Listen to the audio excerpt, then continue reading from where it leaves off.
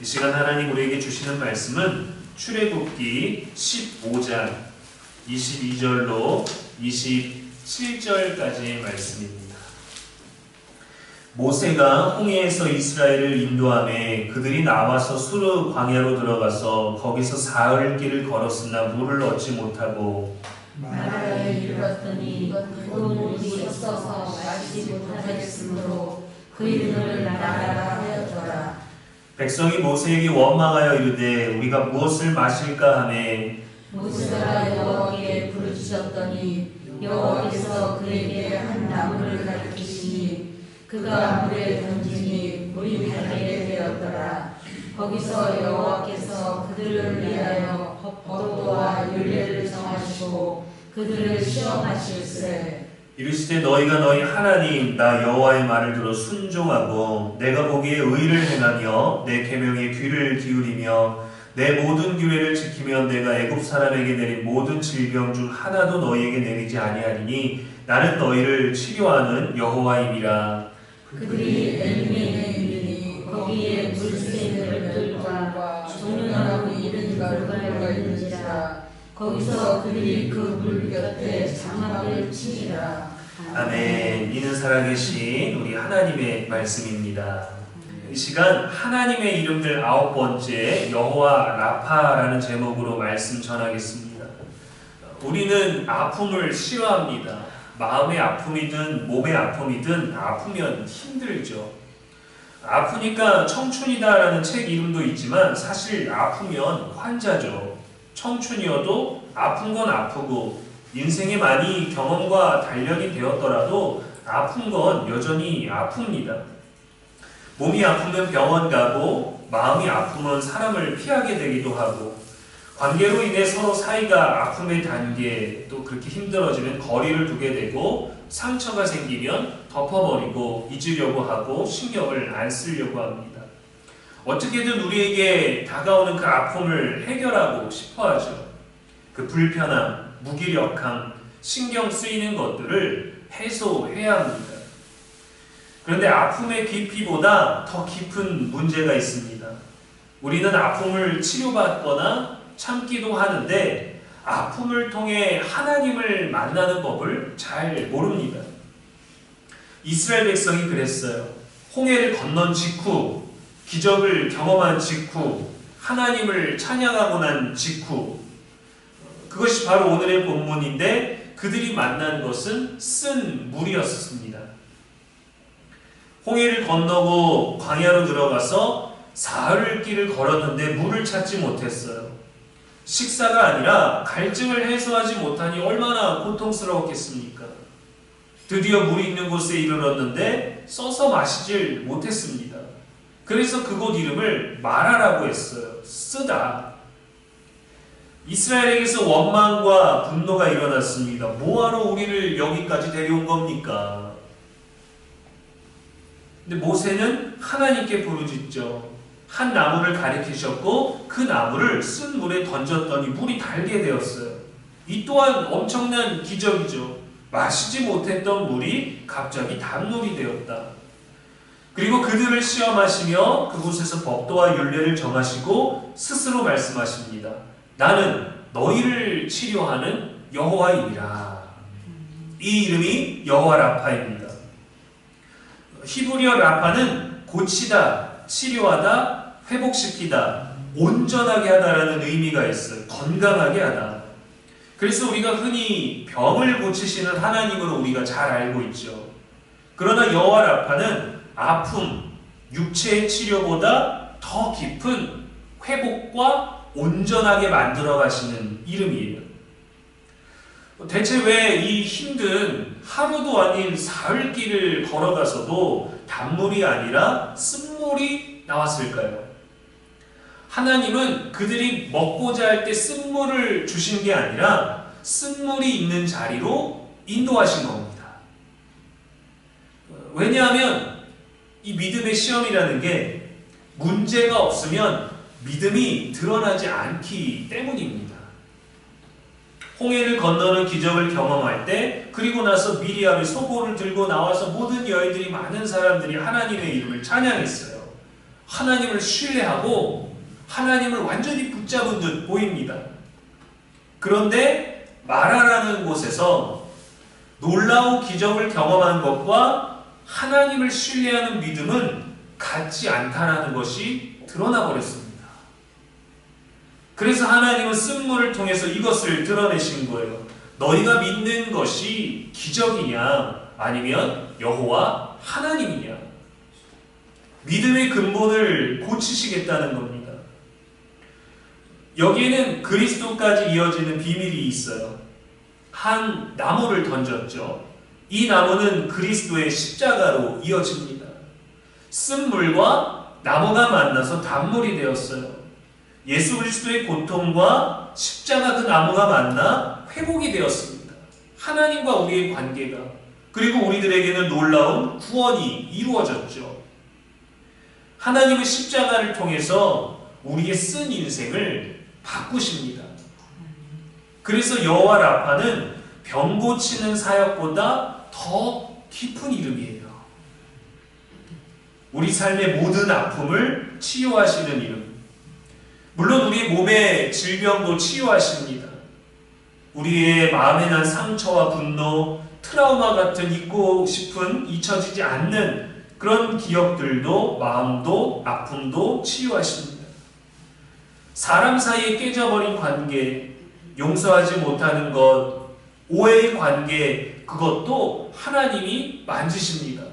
근데 그 아픔의 과정이 너무도 다양하게 깊고 넓고 많게 우리들에게 찾아와요.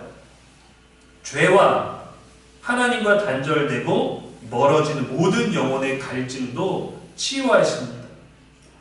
여호와 라파는 우리가 상처난 것 일부가 아니라 우리의 전 존재를 고치시는 하나님의 이름이에요. 우리의 삶의 모든 태도를 바꾸시는 여호와의 이름입니다. 우리가 이빨 하나가 아프면 그 이빨 때문에 다 온전히 치료받기 전까지는 고통스럽고 괴롭죠. 그래서 그때는 생각합니다. 이 이빨 하나만 나으면 좋겠다. 그런데 그 이빨이 낫잖아요. 그러면 우리가 일주일 동안 너무 고통스럽고 시렸던 모든 기억들이 사라져요. 왜? 지금은 아프지 않으니까. 그래서 우리는 그 아픈 하나, 도려내고 싶은 그 하나를 하나님께 치유해 주기를 바라지만, 하나님은 그것 하나가 아니라 우리 온 몸을, 온 마음을, 온 영혼을 고치시고 이끌어 가시기를 원합니다. 그게 여호와 라파예요. 그럼 왜 우리는 고침받지 못한 것 같을까요? 이스라엘은 이렇게 봤습니다. 물이 문제다. 이 쓴물을 누가 먹을 수 있겠느냐? 이 쓴물이 문제다. 그러니까 물이 바뀌지 않으면 아무것도 해결되지 않은 거죠. 나무를 던졌더니 물이 달아졌어요. 그래서 그들의 문제는 해결됐지만 하나님이 보시는 건 그것이 아니었습니다. 쓴 물 앞에서 드러난 그들의 태도, 그들의 마음을 보시는 거죠. 그래도 3일이나 물을 마시지 못했는데 이건 거의 고문 수준이지 않습니까? 옛날에 첩보 영화 같은 데서 보면은 한 인질이나 포로를 데려다가 의사를 옆에다 놓고 계속 고문하고 고치고 고문하고 고치고 고문하고 고칩니다. 그래서 정보를 얻어내려고 하죠. 죽는 것보다 이게 더 사는 게 더 괴로우니까. 하나님은 왜 이렇게 우리들에게 극단적인 상황까지 이끌어 가셔야만 했을까요? 하나님은 우리가 쓴 물을 어떻게 대하기를 원하셨을까요?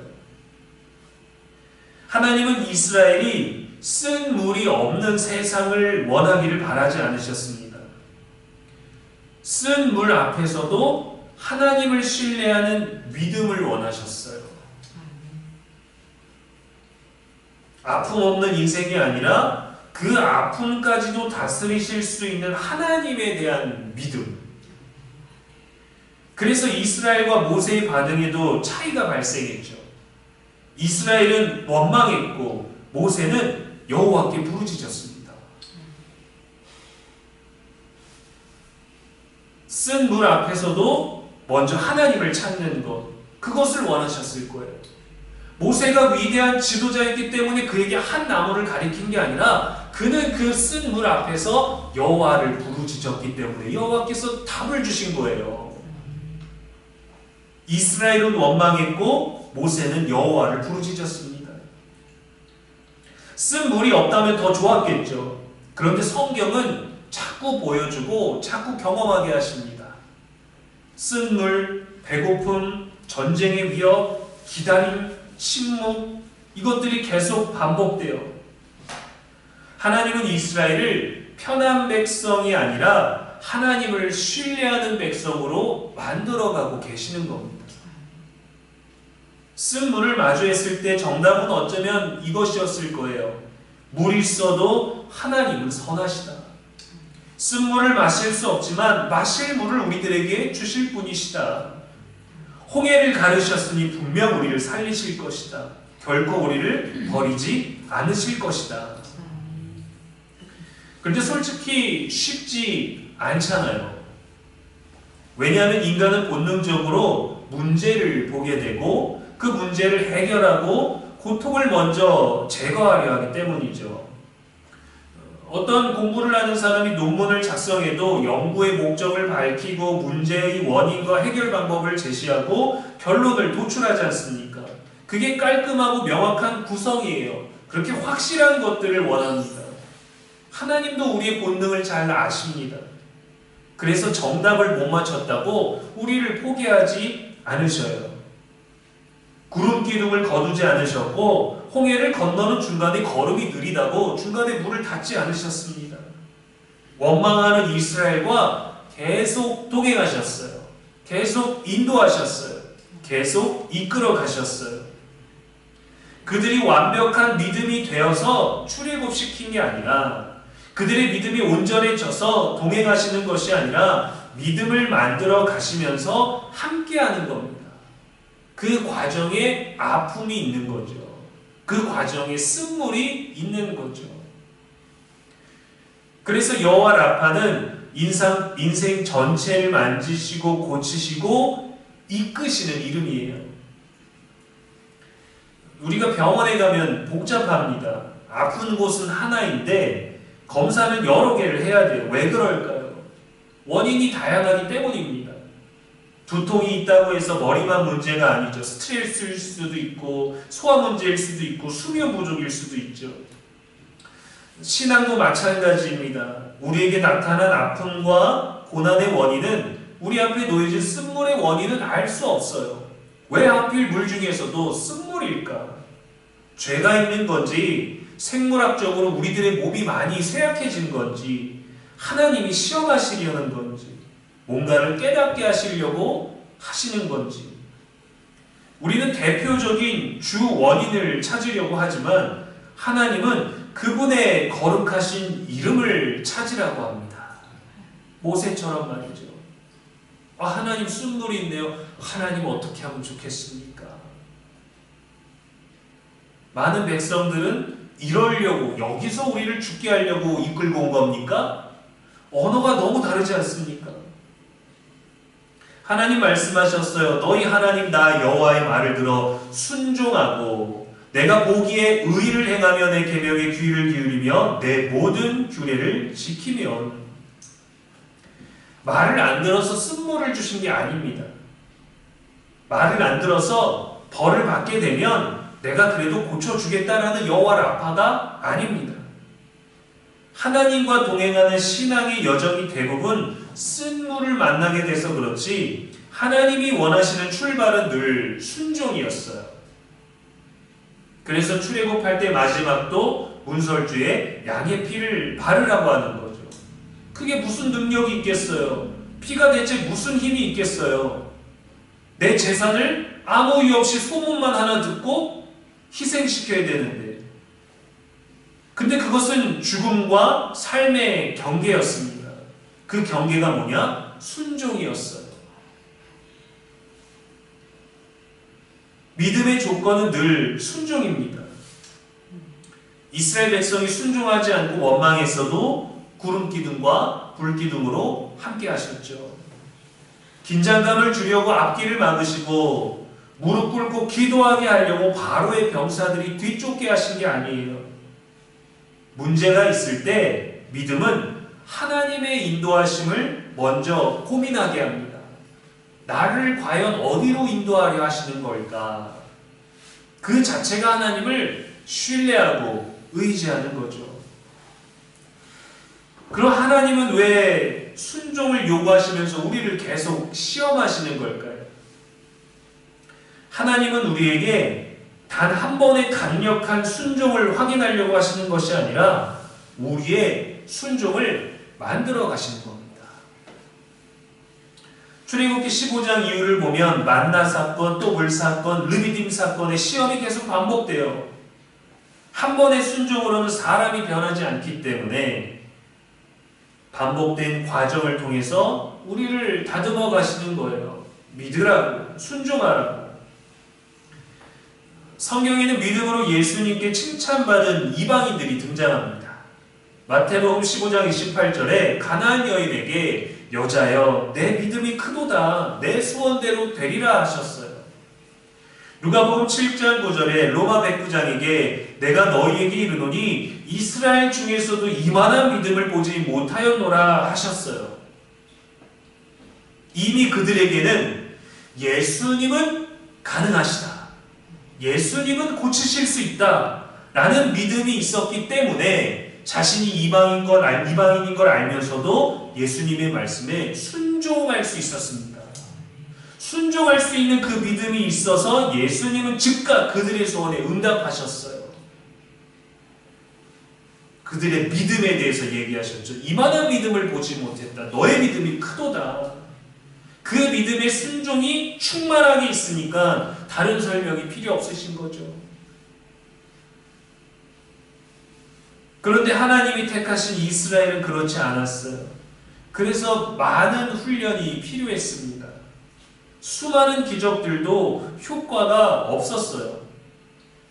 그래서 바로의 군대가 뒤쫓고 앞에는 홍해가 있고 갈증으로 죽게 되는 이 극한의 상황을 만드셔야만 했을까요? 성경의 대답은 냉정하지만 분명합니다. 우리는 그 정도가 아니면 내려놓지 않기 때문입니다. 아브라함이 이삭을 얻기까지 25년의 시간, 요셉이 감옥에 갇혀야 하기까지, 모세가 광야에서 40년을 보내야 하기까지, 예수님이 십자가를 통하여 죽기까지, 하나님은 우리를 무너뜨리려는 것이 아니라, 순종을 안 해서 혼내시려는 것이 아니라 우리가 붙들고 있는 것을 내려놓게 하시려는 겁니다. 그래서 여호와 라파는 우리의 아픔만이 아니라 우리의 존재를 고치시는 이름입니다. 그럼 우리는 그 이름을 알기 위해서, 그 이름을 깊이 깨닫기 위해서 아파야만 하는 걸까요? 아닙니다. 하나님은 고통 자체를 원하지 않으셔요.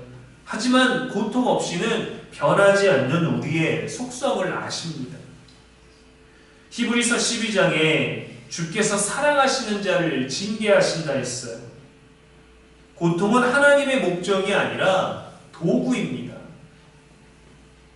하나님은 우리의 능력을 원하지 않으십니다. 하나님은 우리의 꺾이지 않는 강한 의지를 원하지 않으십니다.